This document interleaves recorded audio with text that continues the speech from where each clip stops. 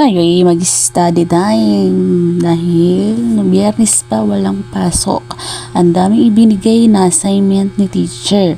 Puro math. Kaya yan, matcha-challenge na naman ako mga ming. My goodness. Nag-voice over na ako dito. Naku, paniguradong maririnig nyo ang pusa't aso magbangayan. Lalong-lalo na yung katabi kong bata dito. Ay, Diyos ko po, ayan na naman, nagsisimula na naman sumiklab ang ulo natin mga mi. So, siyempre mat yan mga mi. Hindi naman tayo sobrang katalinuhan sa mat. Diyos ko po, mag-focus ka dyan.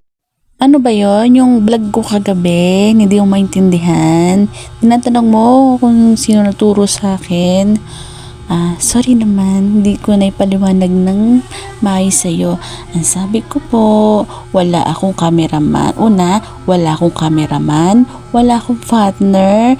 Mag-isa ko lang po akong nagbablog.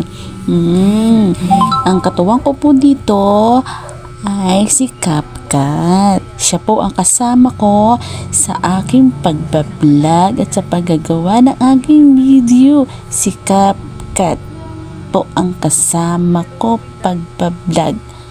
Kung gusto niyo pong panoorin ang full video na to, bisitahin niyo lang po ang aking YouTube channel.